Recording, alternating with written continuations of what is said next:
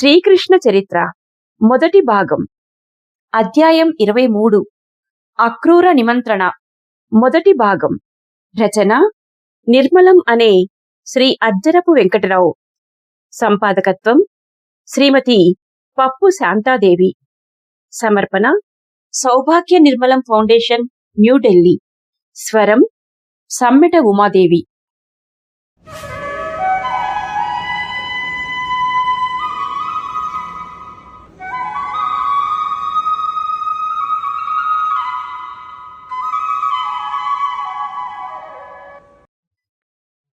మధురా నగరాన్ని ఉగ్రసేనుడు పరిపాలిస్తున్న రోజులలో ఏవైనా ముఖ్య నిర్ణయములు తీసుకోవాల్సిన అవసరములు ఏర్పడినప్పుడు యాదవ ముఖ్యులను అందరినీ సమావేశపరచడము, విషయములను చర్చించి అందరి అభిప్రాయములను తెలుసుకొని పెద్దలందరి అభిప్రాయం ప్రకారం నిర్ణయాలు తీసుకోవటం పరిపాటిగా ఉండేది. అసలు యాదవులలో రాజరికం లేదు, ముఖ్యులే పరిపాలించే బాధ్యత వహించాలి.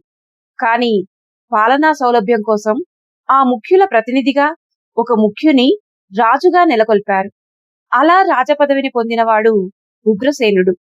ముఖ్యుల నిర్ణయాలను అతడు అమలుపరిచేవాడు.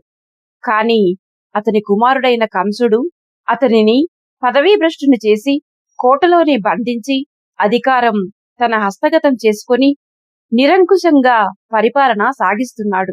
అతడు అధికారంలోనికి వచ్చిన తర్వాత ముఖ్యుల సమావేశాలు జరపడం లేదు సరికదా, వారందరినీ కోరలు పీకిన పాములుగా, శక్తిహీనులుగా చేసి కూర్చోబెట్టాడు. అన్ని విధములా వారు చితికిపోయి తలెత్తుకోలేకపోయారు. మామగారి యాగాశ్వముతో యుద్ధములకు పోయి కంసుడు విదేశములలోనున్నప్పుడు ముఖ్యులందరూ తమ తమ శక్తి సామర్థ్యాలను మరల పుంజుకున్నారు. చిన్న చిన్న సైన్యాలను సమకూర్చుకున్నారు. అవసరమైతే ప్రభువును ఎదుర్కొనే సమర్థతను చేకూర్చుకున్నారు. అందరూ అక్రూర వసుదేవులతో ఆలోచించారు. తను లేని కాలములో శక్తి సామర్థ్యాలను పుంజుకున్న ముఖ్యులను మరల అణగద్రొక్కడానికే కంసుని ఈ ప్రయత్నం అని అందరూ అనుకున్నారు. ఏమైనా సరే ప్రతిఘటించాలని నిశ్చయించుకున్నారు. మగధ సైనికుల బలమును అంచనా వేసుకున్నారు. తమకున్న బలముతో పోల్చి చూచుకున్నారు. కంసరాజు తలపెట్టిన ధనుర్యాగం తప్పకుండా రక్తపాతంతో కూడినదే. కత్తి యుద్ధం పేరు చెప్పి సిపాయిలు, మల్ల యుద్ధం పేరు చెప్పి వస్తాదులు ఒకరినొకరు చంపుకుంటారు. కొందరు అమాయక ప్రజలు కూడా హతమైపోతారు. ఇప్పుడు నగర రక్షకుడుగా మగధ వీరుడు కృతజ్ఞుడు నియమించబడ్డాడు.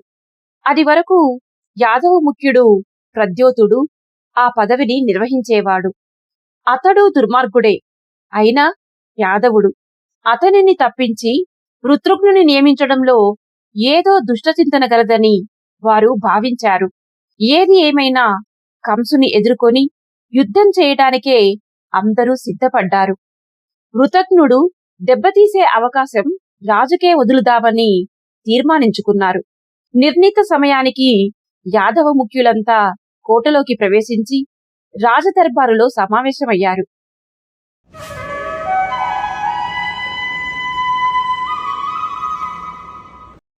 కోటలో ఏ మూల చూచినా మగధ సైనికులే. 10 మంది ముఖ్యులు సమావేశానికి వచ్చారు.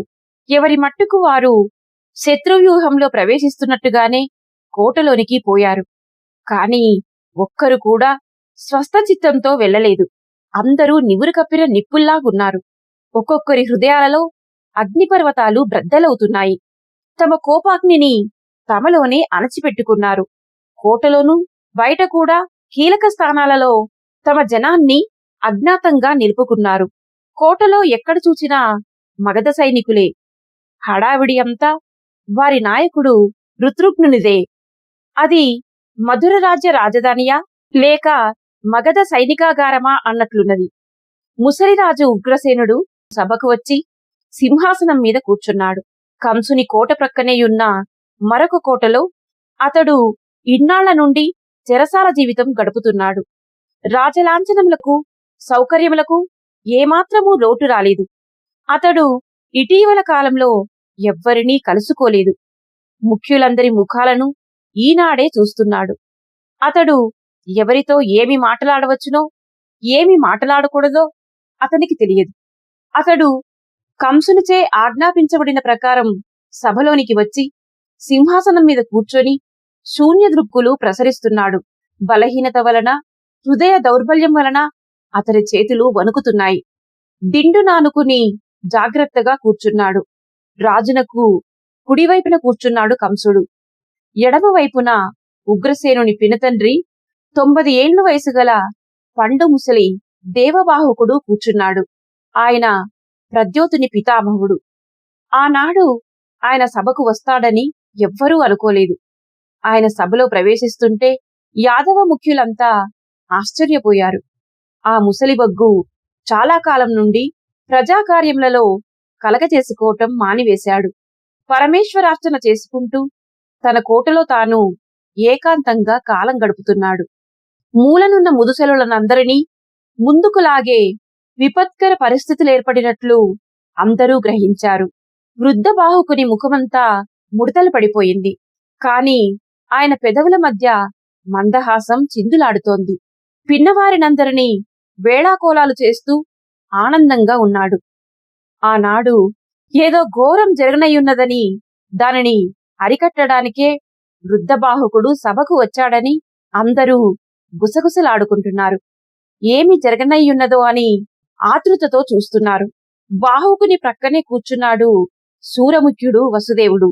అణచిపెట్టుకోవాలని అతడు ఎంత ప్రయత్నించినా అతని ముఖములో అశాంతి, విషాదం ప్రస్ఫుటంగా బయటపడుతున్నాయి. కంసరాజు దుర్మార్గానికి అందరిలోకి ఎక్కువగా గురైన వాడితడే. ఎన్నో ఏండ్లు చెరసాలలో జీవించాడు. అతని బిడ్డలు చంపబడ్డారు. అతని స్వాతంత్రం అరికట్టబడింది. విడుదలైన తర్వాత యాత్రల పేరు చెప్పి కంసుని ప్రభుత్వానికి దూరముగా పోయి తిరిగి తిరిగి వచ్చాడు. దైవానుగ్రహం వలన బ్రతికిన అతని కుమారులు అడవుల పాలై పరాయి ఇళ్లల్లో పరాయి వారి బిడ్డలుగా రహస్యముగా జీవిస్తున్నారు. ఇంతటి దుఃఖగర్భితమైన జీవితము గల అతని ముఖంలో ప్రశాంతత, ప్రసన్నత ఎక్కడ నుండి వస్తాయి?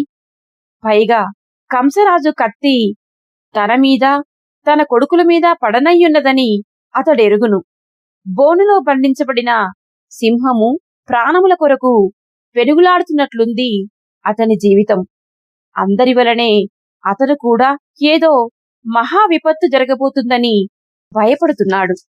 కంసునికి రెండవ ప్రక్కన కూర్చున్నాడు అతని పినతండ్రి, దేవకి తండ్రి అయిన దేవకుడు. ఆయన పక్కన కూర్చున్నాడు సాధుమూర్తి అక్రూరుడు. అతడు భయమనేది ఎరుగని నిర్మల హృదయుడు. పరాత్పరునియందు పరిపూర్ణ విశ్వాసం కలవాడు. క్షీణించిపోయిన ధర్మము ఎప్పటికైనా పునరుద్ధరింపబడక తప్పదని, అందుకోసం యుగయుగములయందు దేవుడు అంతరించక మానడని అతని నమ్మకం.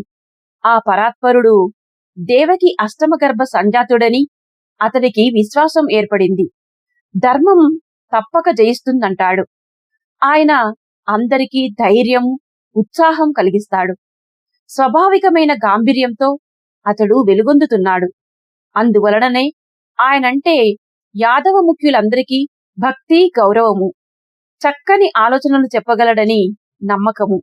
ఆయన ప్రక్కన కూర్చున్నాడు సేనాని ప్రద్యోతుడు. ముఖ్యులందరి ముఖములోనికి చూస్తున్నాడు. అందరూ తనను అసహించుకుంటున్నారని తెలుసు. రాజు ముఖము వైపు చూశాడు.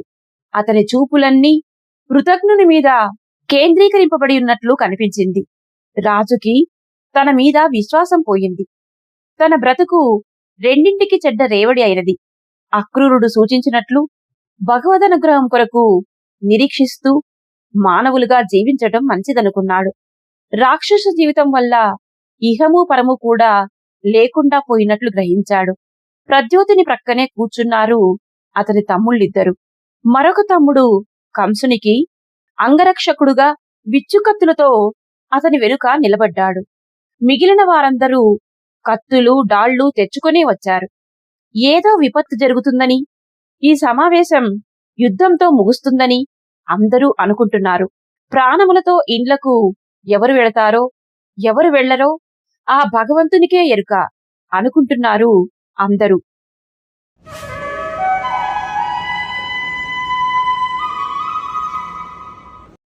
కంసరాజు లేచి నవ్వుతూ అందరికీ స్వాగతం చెప్పాడు. అందరినీ పేరు పేరునా పలకరించి యోగక్షేమములు అడిగాడు. తండ్రికి నమస్కరించాడు. పినతాతకు పినతండ్రికి నమస్కరించాడు. పూజ్యులైన పితృదేవ, పితామహ, సోదరులారా, సామ్రాజ్య విస్తరణ కోసం, సుస్థిరత్వం కోసం జరాసంధ చక్రవర్తి యాగాశ్వము వెంట పోవుటకు నేను మధుర విడిచి వెళ్లి చాలా కాలమైంది. ఇప్పటికి కాని తిరిగి రాలేకపోయినాను. ఈ మధ్యకాలములో అన్ని దేశములలోనూ ఎన్నెన్నో మార్పులు వచ్చాయి. మన దేశంలో కూడా వచ్చాయి. అవన్నీ నేను ఇప్పుడిప్పుడే తెలుసుకుంటున్నాను. మన దురదృష్టం కొలది ప్రలంబ మంత్రి పక్షవాతంతో పడిపోయాడు. నోరు పడిపోయినది. అటు తరువాత అతడు చనిపోయాడు. అందువలన నేను అతని ద్వారా ఇక్కడ జరిగిన విశేషములు తెలుసుకునే అవకాశము లేకపోయింది. అవన్నీ మీ వల్లనే తెలుసుకోవాలనే కోరికతో మిమ్ములనందరినీ ఆహ్వానించాను. కాని అందరి విషయములు ఈ సభాముఖంగా తెలుసుకోటానికి అవకాశం చాలదు. అందుకు వేరువేరుగా కలుసుకుందాము. ఇంతకాలము జరిగిన యుద్ధములలో నా భుజబలము వల్ల, మా మామగారైన జరాసంధ చక్రవర్తి అనుగ్రహం వలన మన యాదవ ప్రాబల్యం విస్తరించింది. మన రాజ్యపు సరిహద్దులు పెరిగినవనే సంగతి మీకందరికీ తెలుసును. ఆ ఆనందం వ్యక్తపరుచుకోవడానికి విజయోత్సవముగా ధనుర్యాగము చెయ్యాలనే సంకల్పం కలిగింది. అందుకు మీరందరూ ఆమోదిస్తారని అనుకుంటున్నాను. ఈ యాగానికి మన సామ్రాజ్య సమాఖ్యలో గల మిత్రరాజులందరికీ ఆహ్వానాలు పంపారు. వారిలో చాలా మంది రానున్నారు. అవంతి, విదర్భ రాజకుమారులు వస్తున్నామని దూతలను పంపారు. ఇంకా మరికొందరు కూడా రావచ్చును. ఈ ధనుర్యాగాన్ని జయప్రదం చేయమని మిమ్ములనందరినీ కోరుతున్నాను అన్నాడు. ఎవ్వరూ ఏమీ మాటలాడలేదు. ఈ తెర వెనుక గల అసలు రహస్యమేమిటాయని ఆలోచిస్తున్నారు. ఎవరూ ఏమీ వ్యతిరేకం చెప్పకపోవడాన్ని బట్టి మీరందరూ ఈ యాగాన్ని ఆమోదిస్తున్నారని, ఇందులో అందరూ హృదయపూర్వకంగా పాల్గొంటారని నమ్ముతున్నాను. ఈ ఉత్సవాలు 3 రోజులు సాగుతాయి. నగరమంతా దీపాలతో, తోరణాలతో, పూలమాలలతో, ముగ్గులతో అలంకరించాలి. నృత్య గీతి వినోదాలతో కులాసాగా గడపాలి. అంతేకాకుండా సైనిక సామర్థ్యం చాటే కుస్తీ పందాలు, అస్త్రశస్త్ర ప్రదర్శనములు ఉంటాయి. సమర్థులైన విదేశీయులను ఎందరినో ఆహ్వానించాను. వారందరూ ఇందులో పాల్గొంటారు. యజ్ఞధనువును శాస్త్ర విధుల ప్రకారం తయారు చేయిస్తున్నాను. ఆ ధనుస్సులో బాణం పెట్టి ఎక్కువ దూరం పంపగలిగిన వానికి నా వలన గౌరవం, ఆదరం, బహుమతులు లభిస్తాయి. యాదవ ముఖ్యులెవ్వరూ మాట్లాడలేదు. అందరూ తలలు వంచుకొని శ్రద్ధగా వింటున్నారు. నేను తయారు చేయిస్తున్న ధనువు చాలా బరువైనది. చాలా కొద్దిమంది మాత్రమే ఎత్తి పట్టుకోగలుగుతారు. దానిని వంచి నారి బిగించటం సాధారణ ప్రజ్ఞావంతులకు సాధ్యం కాదు. అసాధారణ ప్రజ్ఞ కల విలుకాడు జయమును సాధిస్తాడు. మన యాదవ వీరులందరూ అస్త్రశస్త్ర ప్రదర్శనములందు పాల్గొని మధురానగర విశిష్టతను, నైపుణ్యాన్ని విదేశీయులకు విశదమయ్యేలాగా ప్రదర్శించాలని కోరుతున్నాను. మల్ల యుద్ధములో యాదవులు వన్నెకెక్కారు. ఇప్పుడు మన ఆస్థాన మల్లులు చానూర ముష్టికులు సాటిలేని మల్లులుగా పేరొందారు. మన యువకులు వారితో పోటీ చేసి వారిని ఓడించి మన తాత ముత్తాతల ప్రశస్తిని, శౌర్యమును, ప్రతాపమును నిరూపించాలి. ఈ తరము వారు తమ పూర్వీకులకు ఎంతమాత్రమూ తీసిపోలేదని రుజువుపరచాలి అని హెచ్చరించి కంసుడు కూర్చున్నాడు. అతని ఎత్తు ఏమిటో ఎవ్వరికీ గ్రాహ్యం కాలేదు. అక్రూరుడు లేచాడు. రాజేంద్ర, మీరు మమ్ములనందరినీ ఈ సభకు ఆహ్వానించినందులకు మేమంతా చాలా సంతోషిస్తున్నాము. తమ ధర్మాన్ని నిర్వర్తించడంలో యాదవ ముఖ్యులు కొంచెము కూడా వెనుదీయరని నేను హామీ ఇస్తున్నాను అన్నాడు. వృష్ణిముఖ్య, నాకు తెలుసును. మీ ధర్మములు నిర్వహించడంలో మీరు వెనుకంజ వెయ్యరని నాకు తెలుసును. మన సనాతన పద్ధతులన్నీ తమకు తెలుసును అన్నాడు కంసుడు. అక్రూరుడు నమ్రతతో చేతులు జోడించాడు. రాజేంద్ర, మన సనాతన ధర్మములు తమకు తెలుసును. తమరు అనుమతిస్తే మేము అందరము అనుకుంటున్న ఒక మాట చెబుతాను. పూజ్యులైన ఉగ్రసేన మహారాజు కోట నుండి బయటకు వచ్చి ఈ ఉత్సవములకు అధ్యక్షత వహించాలని మా కోరిక. వస్తారా మహారాజా అన్నాడు ఉగ్రసేనుని వైపు చూచి. ఉగ్రసేనుడు ఉలిక్కిపడ్డాడు. ఏమి సమాధానము చెప్పాలో ఆయనకు తెలియదు. నిస్సహాయంగా కంసుని ముఖంలోనికి చూచాడు. ఇదంతా ఏమి ప్రమాదానికి దారితీస్తుందో అని భయంతో బిత్తరపోయి చూస్తున్నాడు. పూజ్యులైన మా పితృదేవులు ఉత్సవాలకు తప్పకుండా వస్తారు అన్నాడు కొంచెం తటపటాయిస్తూ. ఆయన మనకందరికీ ప్రభువు అన్నాడు వ్యంగ్యంగా. కంసరాజు ద్వారం వద్ద నిలబడి ఉన్న వృత్రుఘ్నుని వైపు చూశాడు. అతడు బయటకు వెళ్ళిపోయాడు.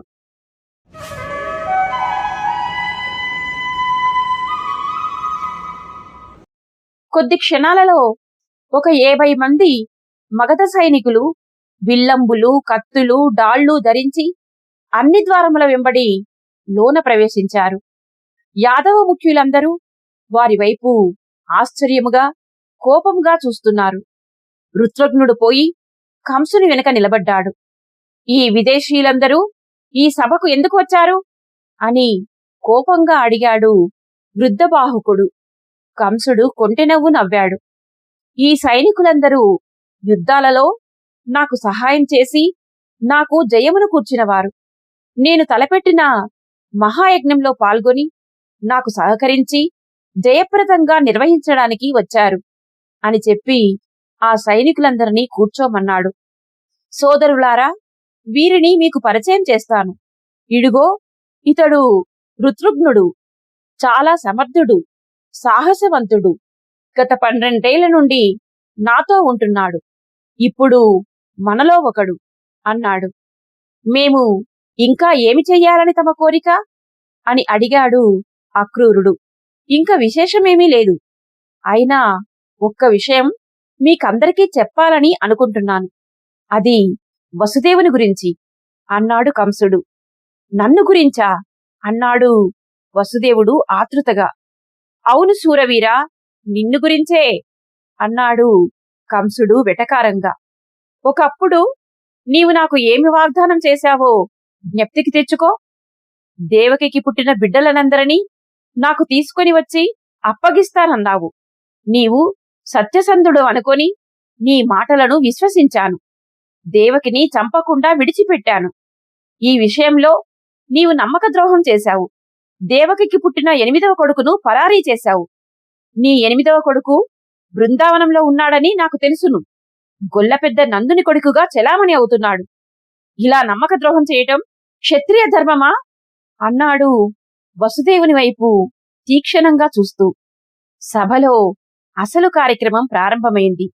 యాదవ ముఖ్యులందరిలో సంచలనం బయలుదేరింది. దేవకి 8వ కొడుకు బ్రతికియున్నాడా?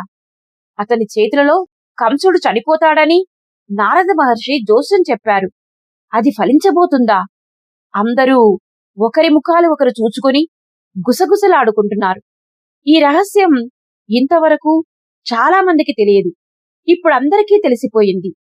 కంసుని వలన పీడించబడిన ముఖ్యులందరూ అమ్మయ్యా అని నిట్టూర్చారు. ఈ దుష్టుని చంపగలవాడు యాదవకుల రక్షకుడు పుట్టి పెరుగుతున్నాడనే మాట వినడం వారి హృదయములలో నుండి బరువు తీసేసింది. ఓహో, యాదవకుల రక్షకుని తండ్రి వసుదేవుడు అంటూ వారందరూ వసుదేవుని వైపు అభిమాన దృక్కులను ప్రసరించారు. నీ వెనుక మేమందరమూ నిలబడతామని ఆ చూపులు హామీనిస్తున్నాయి.